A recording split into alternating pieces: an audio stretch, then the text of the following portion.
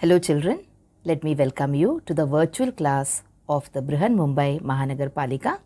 My name is Shraddha teacher.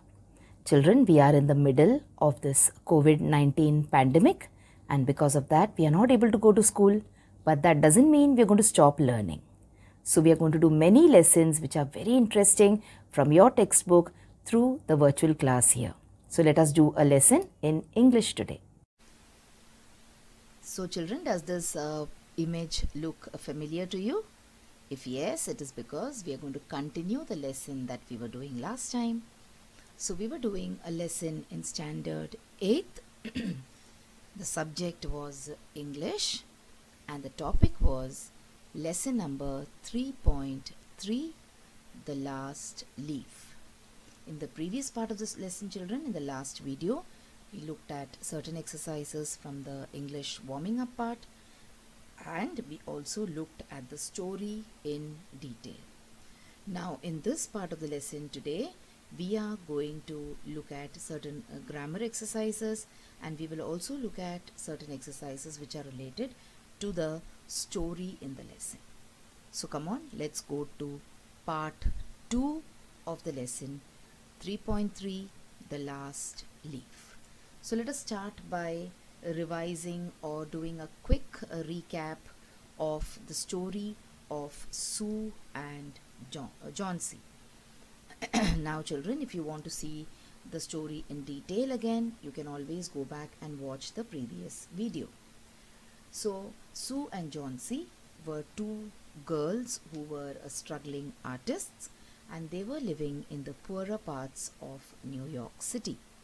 They were sharing the same flat, and they were struggling to make their life as artists. Now one fine day, Johnsy fell very sick. So we saw that they were two young artists, and Johnsy, she fell sick because it was cold also, and somewhere or the other Johnsy was tired of struggling in order to make a life. So if you remember, in the previous video I also told you that most of the artists, or a majority of the artists, even though in spite of being very good at their work, they sometimes do not get the kind of success that they deserve. So they keep struggling all their life.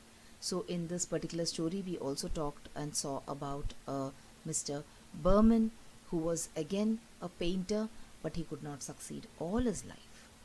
Now Johnsy, she had pneumonia, and when she called the doctor told Sue that Johnsy was well and she would get well if she would be in a good frame of mind. That is, if she would be cheerful, if she would have positive thoughts, then she will become well very soon, and only medicines are not going to help her at all. So later in the story we saw how Johnsy started focusing on an ivy vine, and she started looking at the ivy vine and started feeling that the moment the last leaf fell off the ivy vine, she would also stop living. So to see the story in detail, children, I would again request you to go and watch the previous video which I have put up about this particular lesson. So towards the end we saw that in spite of all the negative thoughts, in spite of all the worries of not getting well, okay, Johnsy survived, and that was because of the kindness of the old painter called Mr. Behrman. But we saw that unfortunately towards the end, Mr. Behrman had to give up his life while painting his last masterpiece. So that was the story which we saw in the previous video, children. Let us move on now and let us see certain exercises which are related to the story. Now if you have read the story well, you will definitely be able to write or find answers to these words or to these questions. So these are certain fill in the blanks where you're supposed to find out which the right answer is. So struggling artists, they fight with one another, they try hard to earn a living, or they paint war scenes.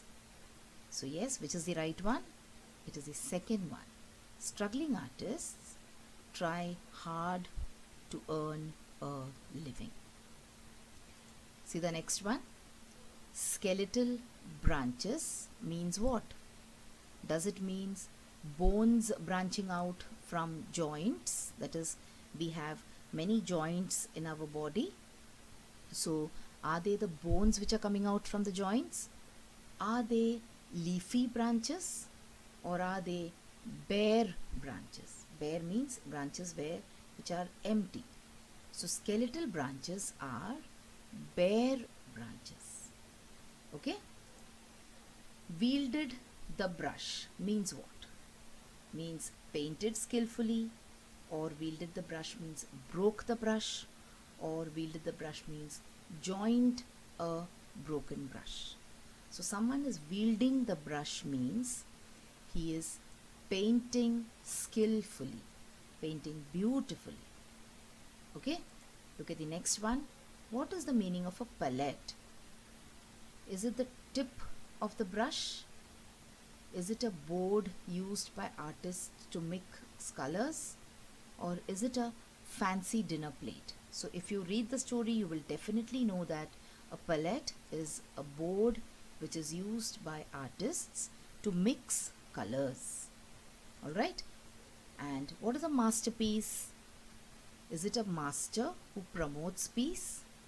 It is the very first creation of an artist, or is it an exceptionally beautiful work of art? So a masterpiece is an exceptionally beautiful work of art. So children, in a way, this was an exercise based on vocabulary. So in the same lesson, we have exercises based on vocabulary, that is homophones and homographs. So there is one more exercise which is based on vocabulary. Now let us talk about the facts of the story. So who are the main characters in the story? They are Johnsy, Sue and Behrman. So Johnsy and Sue are painters, young painters who aspire to become good painters, successful painters. And Behrman is an old painter who has not been able to see success all his life. What is the problem in the story? So Johnsy was very sick and she doesn't have any hopes of living. She has given up on all hopes of living. What are the attempts which are made to solve Johnsy's problem? So her very good friend Sue, she tries to solve this problem. She tries to cheer Johnsy up and she also looks after her very well. She feeds her on time, she gets a doctor to see her, and she also gives her her medicines on time. So Sue, her friend, tries to solve Johnsy's problem. What about the climax? Or what about the turning point in the story? The turning point is where Johnsy takes inspiration from the leaf which did not fall. So throughout the story, we can see that Johnsy is in a negative frame of mind and she is wanting to die, and she continuously looks at the ivy plant and she's counting the leaves, and she's doing a reverse count of the leaves, and she says that when the last leaf ceases to exist on that vine, that will be the day when I will also cease to exist. But then we see what all happened in the story. We saw what all things happen in the story, the turn of events, and how Sue went and sought help from Mr. Behrman, and the efforts which were taken by Behrman in order to make Johnsy change her mind, or in order to inspire Johnsy, or to give her a will to continue living. How did the problem get solved? The problem got solved when Johnsy's health started recovering. So what was the problem? The problem was that Johnsy was sick. Now Johnsy started recovering, she started getting healthier, so that means the problem was solved. What happened in the end? In the end, Mr. Behrman died in a hospital. Why did Mr. Behrman die?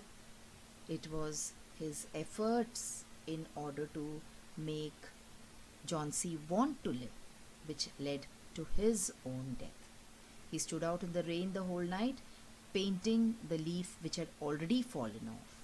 Okay, and he was old, and that made him sick, and he developed pneumonia, and he passed away, or he died in a hospital 2 days later. So these are all the facts about the story. So once you read these facts, you will be able to understand what the story is about, or in other words, if you know the story, you will be able to write about these facts which are in the story. Moving on, let us look at these statements and let us decide that based on the story that we have seen now, are these statements true or are they false? So Sue and Johnsy were very close friends. Yes, this is a right statement. They were indeed very close friends. Sue was a rich girl. No, Sue was not a rich girl. She was a poor, struggling artist. Johnsy was hopeful that she will live. So what is the fact? No, it is wrong, because Johnsy did not have any hopes of living. She was thinking about all the negative things that might happen to her. Was Behrman a hard-hearted person? Not at all. Behrman was a very kind man who in a way gave up his life to save the life of this young artist. The last leaf fell off during the rain. So did the last leaf fall off? Yes, it did. So the statement is right. Johnsy realized that the thinking was wrong. Yes, she did think towards the end that it is a sin to want to die. So Johnsy was right. Behrman did not know anything about the last leaf on the ivy. The statement is wrong, because Behrman himself had painted the last leaf on the ivy. Okay, so these are all statements related to the story. So if you know how to say whether they are true or they are false, that means you know the story very well. Let us move on, and now let us go to the grammar exercise that we have in the story, and that grammar is about clause. So children, what is a clause we will see now, and then we will look at the definition and the meaning and the examples of clause which are given in your textbook also. We will look at certain extra examples, and then we will try and solve the exercise based on clause in your textbook. So let us start by understanding what a clause is. So a clause is a part of the sentence that contains a verb. So we all know that in every sentence we have a subject and a predicate, and a verb is also an important part of any sentence.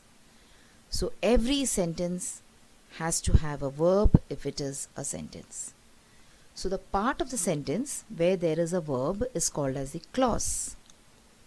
A typical clause consists of a subject and a predicate.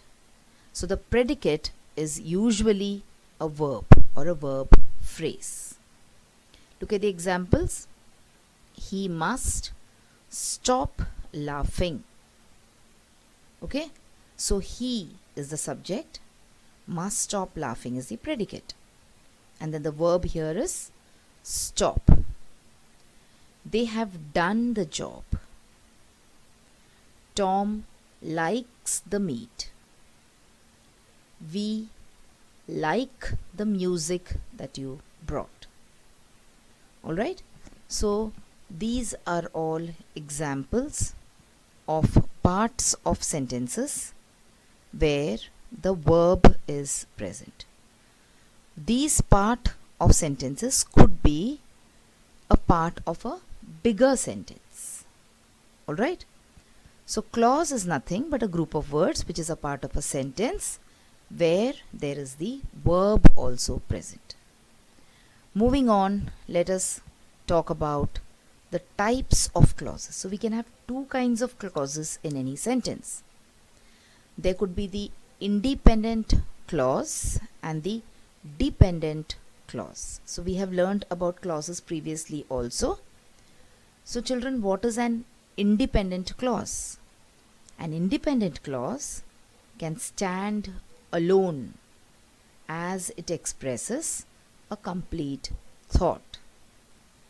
Whereas a dependent clause, dependent itself says and means that it is dependent on someone else. It cannot stand alone. In the same way, a dependent clause cannot stand alone and it has to depend on some other clause. So in the sentence, an independent clause is there with complete meaning, and a dependent clause is used in order to express the meaning along with the independent clause. Okay? You also call them as the main clause and the subordinate clause. So the independent clause is often called as the main clause and the dependent clause is called as the subordinate clause, in other words. So this is the meaning of the two types of clauses. Now there are certain words which join these two clauses together. They are called as the subordinators, or they are also called as the subordinating conjunctions. So you can either call them as the subordinators or the subordinating conjunctions. So these are the linking words that join these two clauses together. These subordinators, they can be used in the beginning or in the middle of a sentence. So we are going to talk about three things which are the part of the exercise that we have to solve today. We are going to talk about the independent clause or the main clause, dependent clause or the subordinate clause, and the subordinators. All right? So these are the definitions given in your textbook along with the examples. So if you have your textbook open, you can refer to this part of the textbook. So a clause is a group of words that has a subject and a verb and is a part of a larger sentence. This is the exact definition of the clause given in your English textbook. Then they have also said in this particular example, they've given you an example sentence where they say that in the sentence, we returned home when school was over. So look at the sentence carefully. We returned home when school was over. There are two clauses. Which are they? We returned home and when school was over. So look at both of them carefully. The first is we returned home. The second is when school was over. Now we will try and judge and we will try and ascertain which one of these could be the main clause and which could be the subordinate clause. So see, when we say we returned home, think of it as an independent sentence and try to figure out whether it has got complete meaning. Yes, it has. This one makes a complete sense. So it is called as the main clause or the principal clause. So we returned home is the main clause or the principal clause or the independent clause. Look at the next part of the sentence. When school was over. So when you say when school was over, so the other person will ask you, yes, what about it? Try to complete what you're saying. When school was over means what? That means this part of the sentence is not giving you complete meaning. That is why we will call it as the dependent or the subordinate clause. Why? Because it has to depend on the main clause to convey proper sense. Otherwise it is kind of senseless. You can take it in whichever way you want to. When school was over, I went home. When school was over, I ate my tiffin.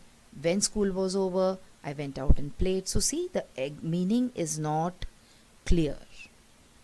Alright, so these are examples of the main clause and the dependent clause as given in your textbook. And here you will see the word when. See, it is underlined. That is the joining word, or that is the subordinator. We also call it as the subordinating conjunction.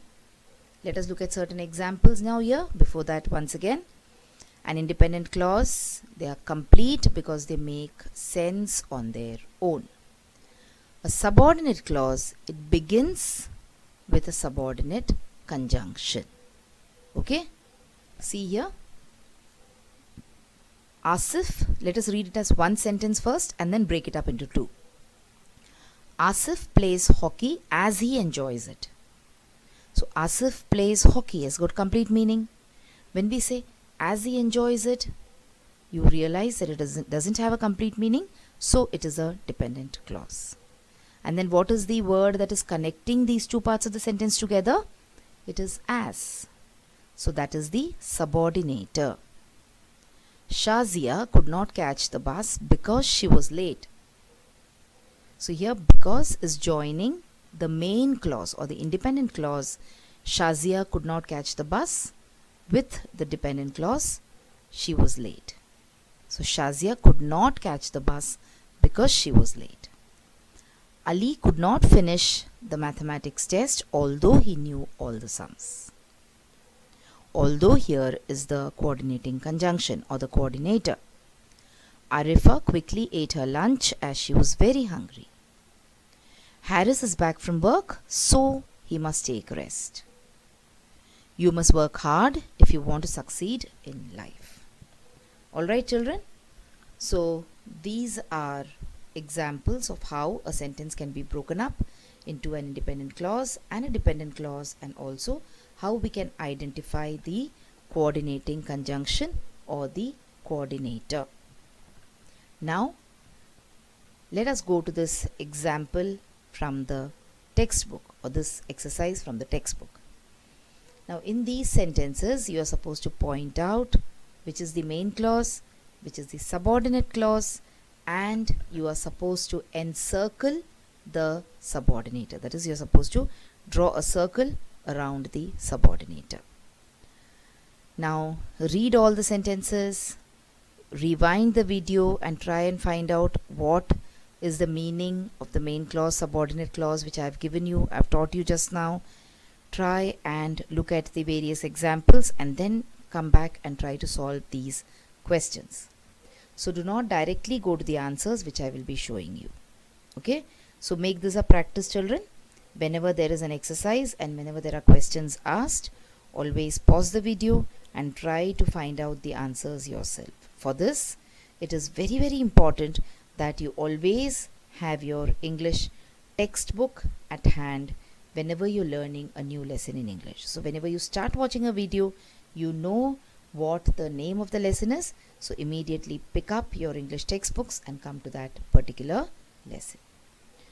So let us proceed now on the promise that you will pause the video and you will not see the answers directly. You will try to find out the answers yourself first.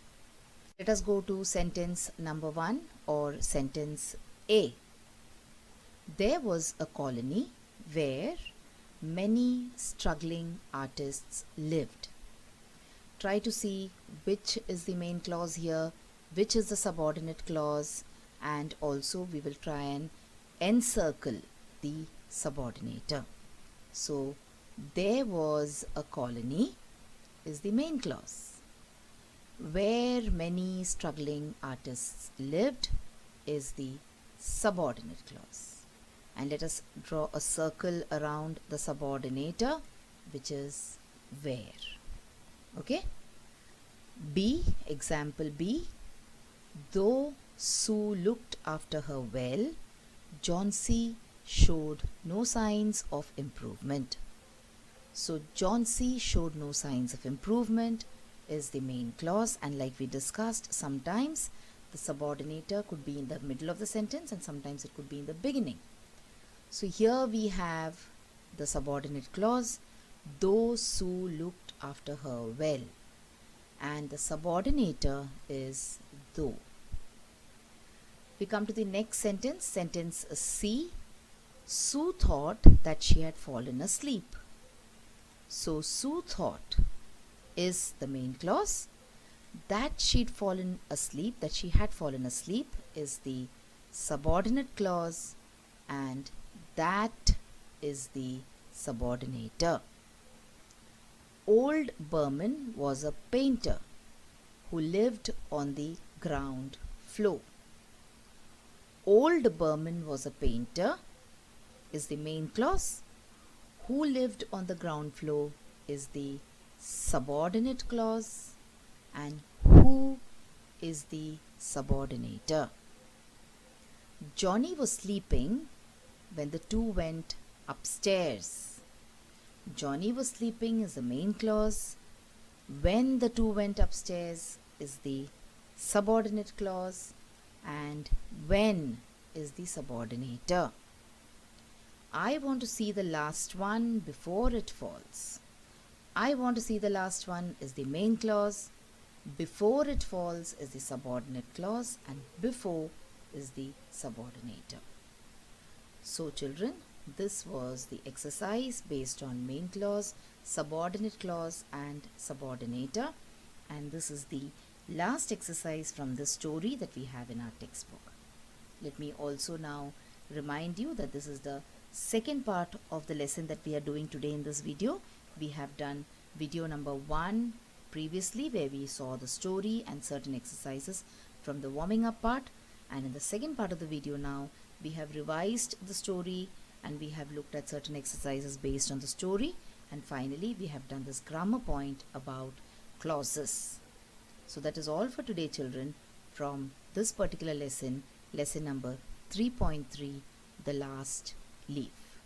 So children, now you have watched the video. So after you watch the video now, you will have to complete a few simple tasks. Now you might have watched the video on your computers or your laptops or your mobile phones. Now after you watch the video, what will you do? You will please go to the description box which is given below the video. So what is the description box? See, the description box looks like this. Alright, and after you go to the description box, you will see that there are a few questions there. Now what are these questions about? These questions are about the lesson that we just learned or the video that you just watched. So what will you do? You will think back properly about the lesson and you will try and answer these questions and note down the answers in your notebook if you want. Okay? After that, we have another task waiting. You will also click on the link which you will find in the description box to fill up the Google form. So now what is the Google form, children? It is nothing but a simple form. There are a few simple questions there about the video which you just saw and also about yourself.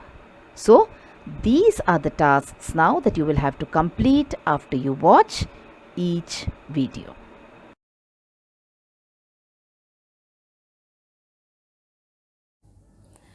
So children, wasn't that a very interesting lesson?